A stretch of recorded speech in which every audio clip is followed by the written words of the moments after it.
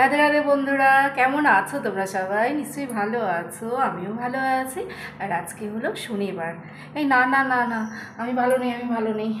ওটা তো কথায় কথায় বলে ফেললাম, আমি ভালো নেই। ওরে কি ঠান্ডা, আমি ঠান্ডায় শেষ হয়ে যাচ্ছি। আমার অবস্থা ভীষণ খারাপ, বুঝলে তো। এই তো গরম জল দিয়ে স্নান টান করে আসলাম। এখন ঠাকুরের জন্য জল আনবো। ঠাকুর ঘরটা মোছাও হয়ে গেছে, ঠাকুর ঘরটা ভেজা, দাঁড়াতে পারছি না। ঠাকুরের জন্য জল নিয়ে আসবো, তারপরে উপরের ঘরে যাব অর্জুনকে ডাকতে। 9:45 বাজে এখন। অর্জুন কম্পিউটার ক্লাসে যাবে। এই ঠান্ডায় নাকি কেউ স্নান করছে না, সেই কথাই এই আমাদের এই দোকানের সামনে সবাই বলা বলি করছিল। কিন্তু ঠান্ডা যতই পড়ুক, আমার স্নান করা বন্ধ যাবে না। আমি একবেলা না খেয়ে থাকতে পারবো, কিন্তু স্নান না করে থাকতে পারবো না, বুঝলে তো।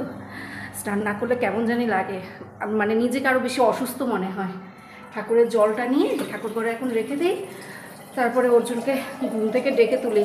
অর্জুনকে ওর বাবা একবার ঘুম থেকে ডেকে দিয়েছে, তারপর অর্জুন টয়লেট করে আবার এসে শুয়ে পড়েছে।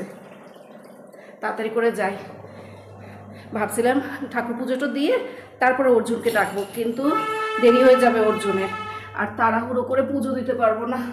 ঠাকুরের জন্য জল এনে রেখে গেলাম, আমি এসে ঠাকুরকে ঘুম থেকে তুলব। আর এই হট কেতলিতে জল গরম করা হয়ে গেছে। এই জলটা গরম না করলেও হতো, আমার আস্তে আস্তে দেরি হয়ে যাবে, জল এসে দেখবো ঠান্ডা হয়ে গেছে। ওঠো দিদিভাই, 8টার সময় পড়তে চলে গেছে। ওঠো বাবা, তাড়াতাড়ি ওঠো। দেখো আমার ক্লাস কোথায় কোথায় ঝুলিয়ে রাখি। অর্জুন ওঠ বাবা, তাড়াতাড়ি ওঠো বাবা, ওঠো শোনা শোনা, ওঠো, দেরি হয়ে গেল তো। কি হয়েছে? আমি কোথায় নিয়ে যাচ্ছি? কি রাগ, কি তেজ! হ্যাঁ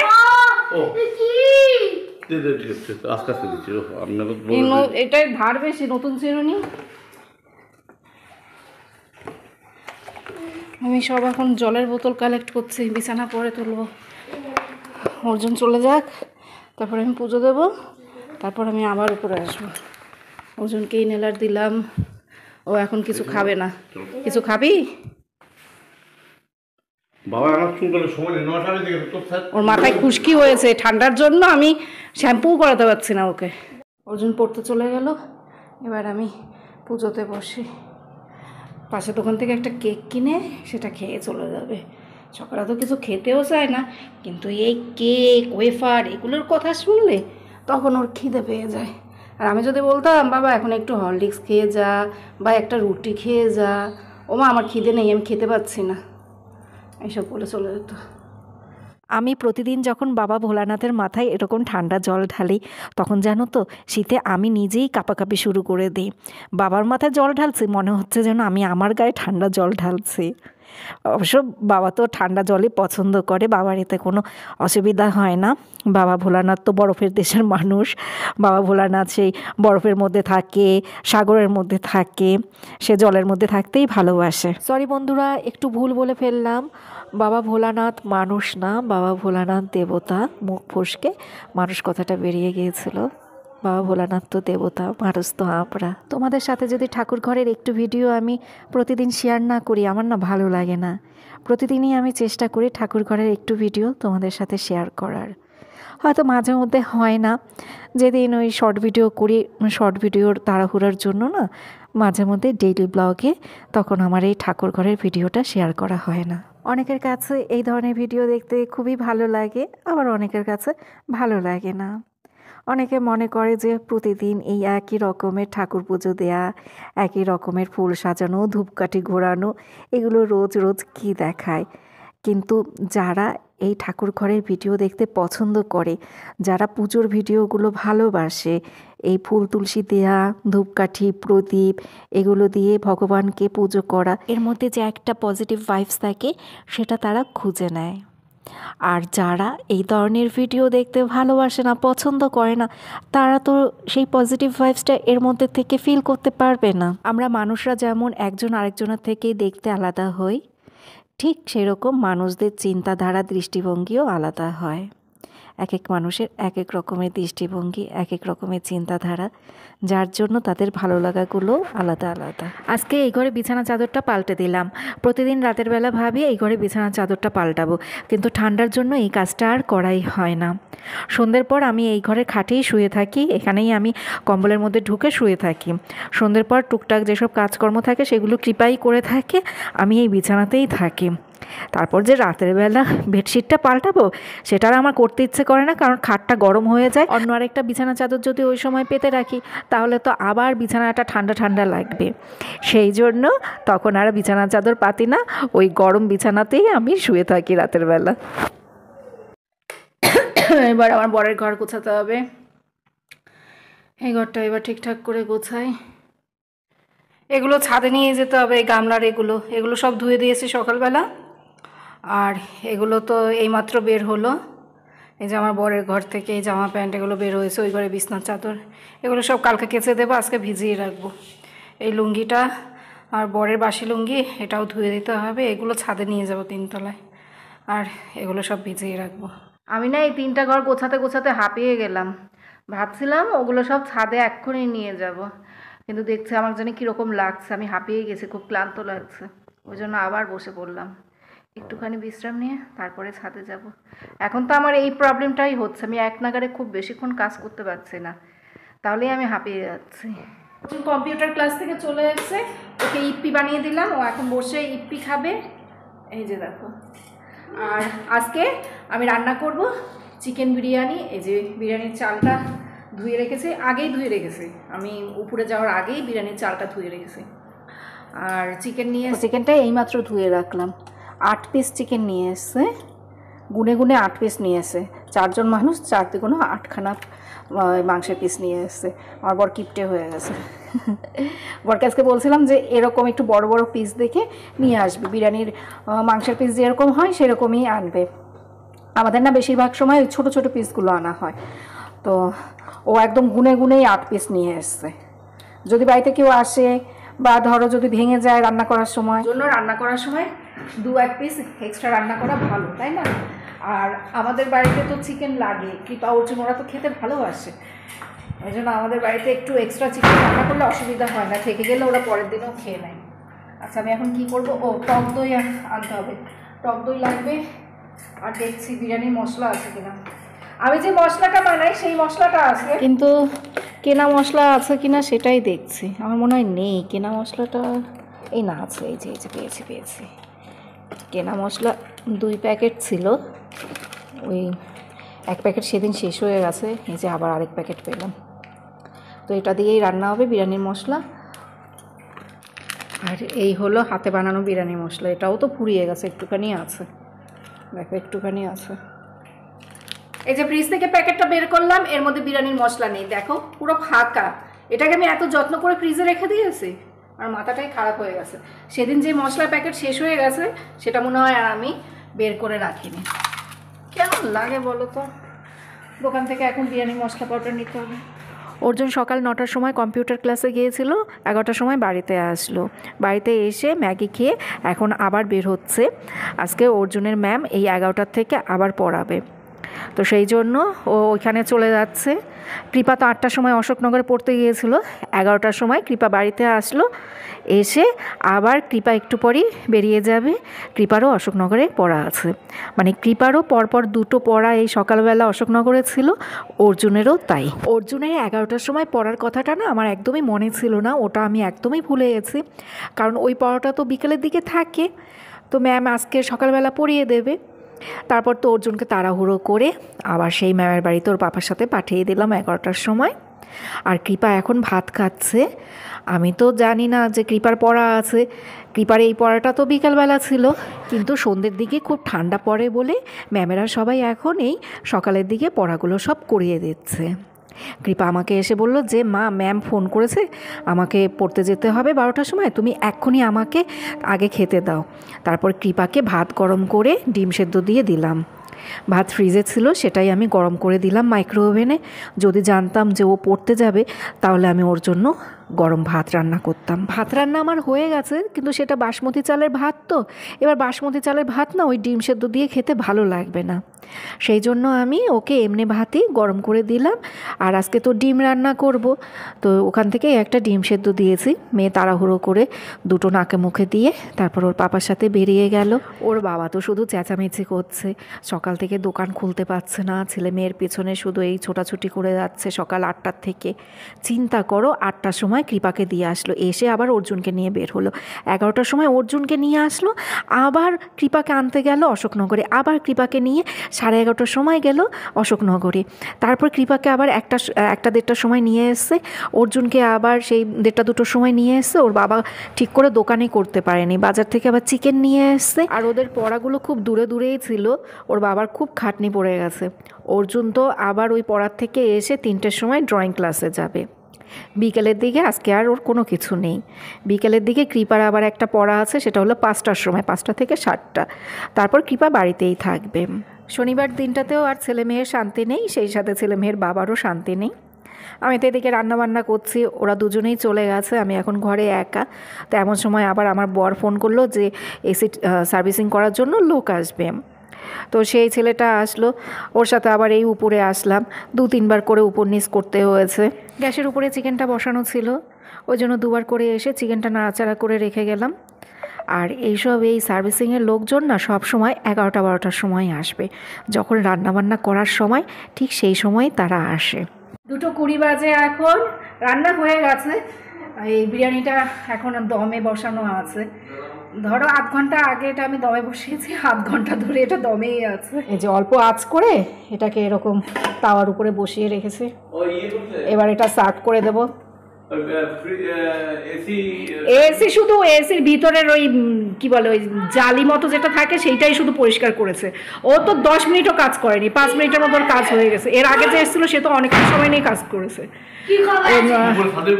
না, ছাদে ওঠেনি।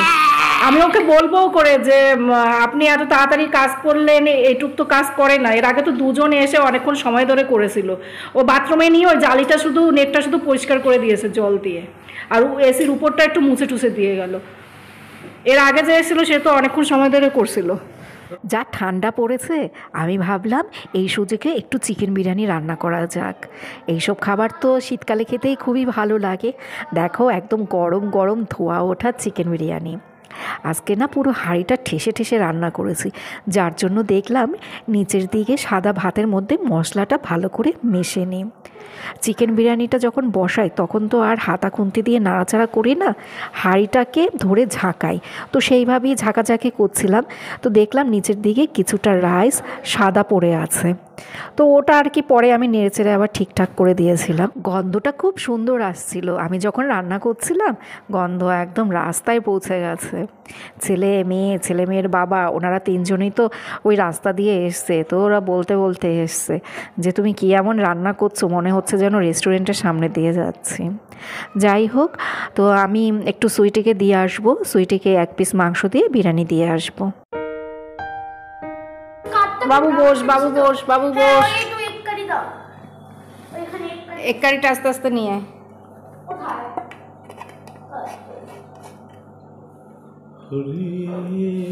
মেয়ের আবার 5টার সময় পড়া। কিসের ওই ইংলিশ?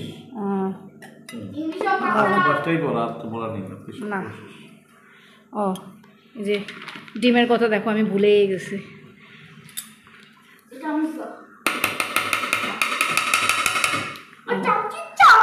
আমরা না সবসময় বিরিয়ানির ডিমটা আলাদাই রান্না করি, বিরিয়ানির সাথে আর খাওয়া হয় না। আরেকটা আইটেম আর কি হয়ে যায়, ওই ঝোলটা দিয়ে মেখে রাইসটা খেতে পারে, ডিমের ঝোলটা দিয়ে। জিরা বেশি দিয়েছে, ঠিক হয়েছে গো। হ্যাঁ, পেঁয়াজ দেবো। শসা খাবি না তুমি? কি আবার টমেটো খাবে? অর্জুন আর সুইটিকে সাইকেলে করে আঁকার ক্লাসে দিয়ে আসলাম। তারপরে আমি কৃপার সাথে কিছুক্ষণ সময় শুয়েছিলাম। কৃপা এই খাটের উপরে কম্বলের নিচে শুয়েছিল, ওর সাথে আমি শুয়েছিলাম, একটু মোবাইলটা নিয়ে ঘাটাঘাটি করছিলাম। এখন 5টা বাজে, জামা কাপড়গুলো ভাঁজ করব। ছাদে যখন গিয়েছিলাম জামা কাপড় মেলতে, তখন এই জামা কাপড়গুলো সব নিয়ে এসেছি। এগুলো এখন ভাঁজ করে তারপরে নিচের ঘরে চলে যাব। আর আজকে আমি যে চিকেন বিরিয়ানি রান্না করেছি সেই জন্য সবাই খুব খুশি হয়েছে। সবাই বলেছে তুমি একদম পারফেক্ট দিনে পারফেক্ট জিনিসটা রান্না করেছো। এখন নিচে যাচ্ছি, মুখ হাত ধুয়ে এই চুড়িদারটা পাল্টে সন্ধেবাতি দেব। আর এই জামা কাপড়গুলো সব তো নিচের ঘরেই থাকে, এগুলো নিচে নিয়ে যাচ্ছি। যেগুলো উপরের ঘরে থাকে সেগুলো উপরে রেখে দিয়েছি, আর আমারগুলো আমি নিচে নিয়ে যাচ্ছি। কম্বলটা এরকম খোলাই থাকবে, আমি সন্ধেবাতি দিয়ে এসে ওই কম্বলের মধ্যে ঢুকবো, ওই জন্য ওটা আর এখন ভাঁজ করলাম না। গামলাটা নিয়ে যাই, এটা নিচেই থাকে।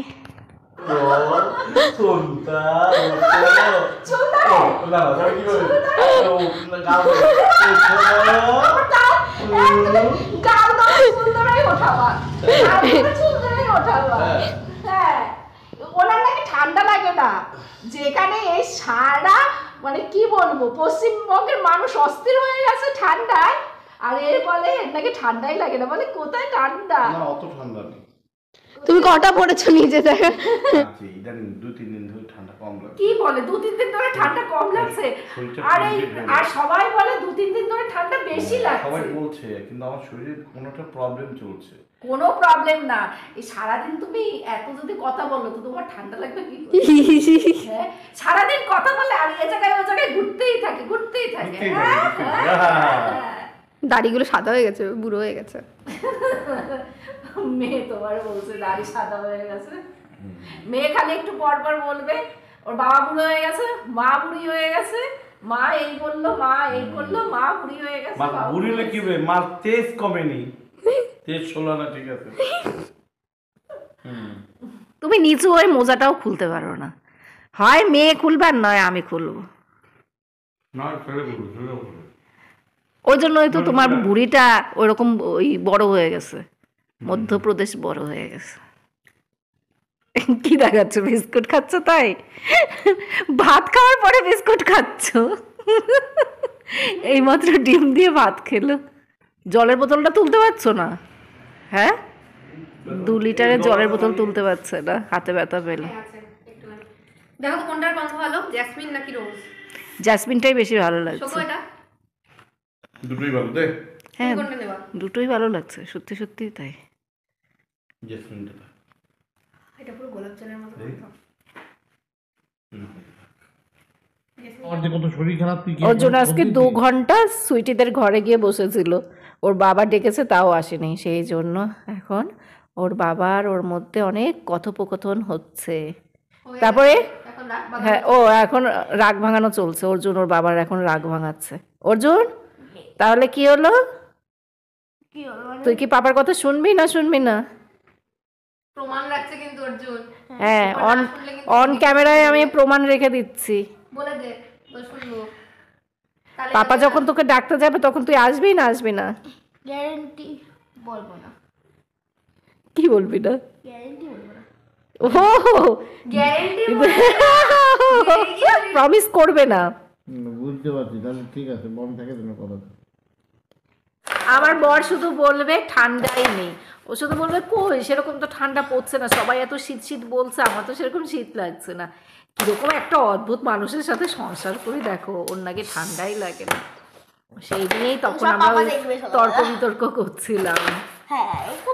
আর আমি উপরে ঘরে এসে 7টার সময়, ওই সময় আমি নিচে গেলাম তো সন্ধেবাতি দিতে, তারপর আমি নিচে 2 ঘন্টা অনেক কাজকর্ম করেছি, তো সেই সময় আর ভিডিও করা হয়নি। ওই সময় মোবাইলটা না অর্জুনের কাছে ছিল, অর্জুন আঁকার ক্লাস থেকে এসে তারপর মোবাইলটা একটু দেখছিল। অর্জুন আঁকার ক্লাস থেকে এসে আবার কয়েকটা অঙ্কও করেছে, অঙ্ক করে তারপরে ও সুটিদের ঘরে গিয়েছিল।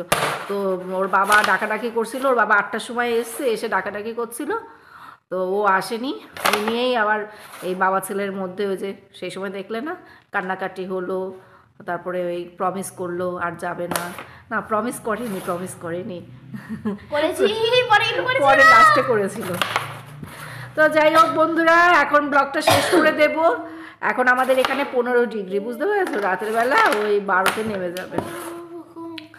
আজকে না কালকে থেকে একটু ঠান্ডাটা আবার বেশি পড়েছে, কালকে একটু ঠান্ডাটা কম ছিল। তো এখন ব্লগ শেষ করছি। তোমরা সবাই ভালো থেকো, সুস্থ থেকো, সাবধানে থেকো। আবার আগামীকাল দেখা হবে। কিংবা অর্জুন এখন ক্রাম বোর্ড খেলছে, অর্জুন ওর পাপার সাথে ক্রাম বোর্ড খেললো, তারপর আমার সাথে খেললো, এখন আবার দিদিভাইয়ের সাথে খেলছে। তো টাটা, গুড নাইট বন্ধুরা, আবার আগামীকাল দেখা হচ্ছে।